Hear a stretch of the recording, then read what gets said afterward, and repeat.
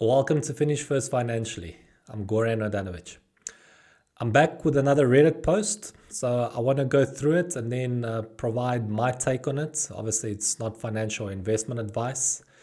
It's something that I actually went through with regards to the car part.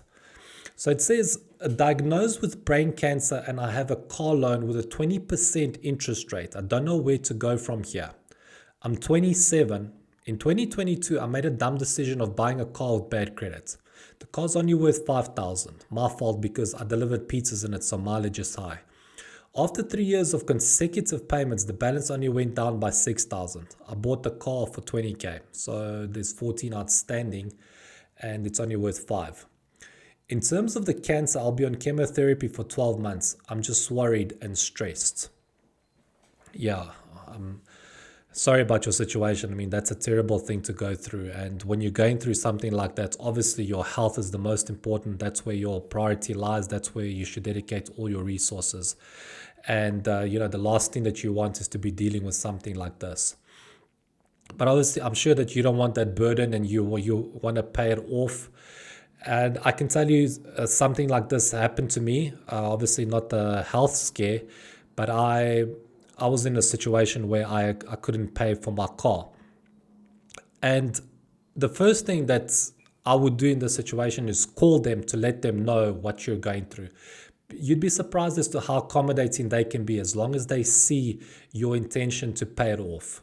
I'm sure they'll try and work out payment arrangements with you the way they try to work out with me, but I just didn't have any income. And your situation is obviously unique, so they should be able to help you out. But as I said, if they're not, you've got your health to worry about, so that's priority.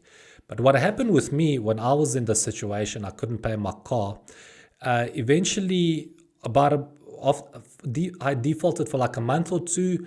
Then I'd received money from the side, and as soon as the money came into my bank account, they garnished my wages. So they locked in that amount, and the bank where I had my checking account with was the bank that loaned me the money to buy the car. So it was very easy for them to integrate this. And then my income completely stopped. I couldn't make any payments, so I defaulted in total for probably about 3 months.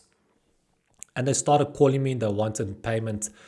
And I said to them, look, I just don't have any money coming in, and I would love to pay it. And they were very accommodating. They really understood. They didn't even really want to go down that process because it's just unpleasant for everybody. They said to me, can you make any kind of payment? And I just couldn't. So eventually what happened was they came to repossess the car. And this process took about, I would say, from the time that I stopped paying to them repossessing the car was about 6 months actually. So it took them a while because they kept hoping that I'll just make any kind of payment so that we wouldn't have to go down that road. And when they came to collect the car, the gentleman from the bank asked me, are you unemployed? What's going on? Then I said, look, I just don't have the money. It's unfortunate. And he said something to me which stuck with me for now. This was in 2017, so it's been 8 years. He said, the same way that it takes time to go down, it takes time to come up. And, I was in a tough situation at that point, but that kind of gave me some consolation. It made me feel a bit better. And that's just maybe something to keep in mind. You might feel like you're on a downhill now, but eventually everything will get better. Things will turn around and you'll start to climb up. So what happens when they repossess the car? I had an option to buy it from them, so to pay the outstanding amount. That's an option. Obviously, I didn't have the cash, so I couldn't do that. And what happened was that the first auction that was available, they put the car up for sale. And they actually managed to sell it.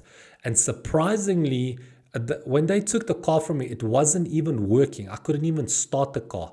Yet they managed to sell it for quite a high amount, which was very surprising to me. So that's maybe something to keep in mind. You'd be surprised as to how much they can get at these auctions. Now, when they sold my car at the auction, their goal, which is usually the goal of a bank, is to just recoup the outstanding amount. They're not looking to make a profit. They want what's owed to them. But what happened was that they sold my car for less than what I owed to them. And I was liable for the outstanding amount. And what happens when when I was outstanding for that amount is that it wasn't just that amount that I had to pay them. Because they came to repossess the car and then they stored the car and then they sold it, so there were admin fees.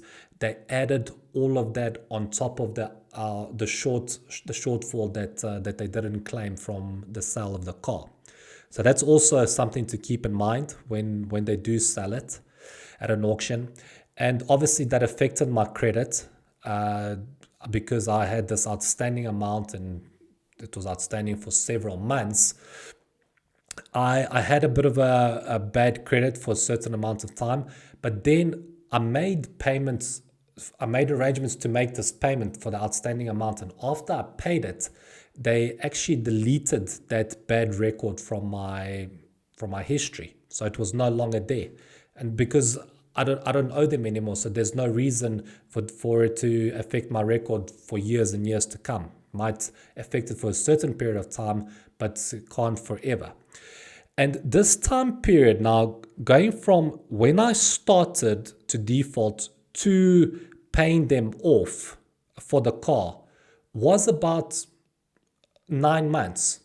It took about 8 or 9 months for them to repossess the car and to sell it and to come back to me with this outstanding amount. And then I paid it shortly thereafter. So it took about 8 or 9 months. So just to give you an idea of the time frame that this actually can take. So it's not exactly a quick process. But I think the important thing is to obviously to speak to them about it, to let them know your situation. And I'm sure they'll be able to understand and to help you with some kind of payments. Obviously, your health is the most important. Focus on that. You don't want to be stressing about a car payment, but I can understand that you want to pay it off. This is what I went through, just to give you some kind of an idea. And I wish you all of the best. I hope you make a recovery soon. Take care.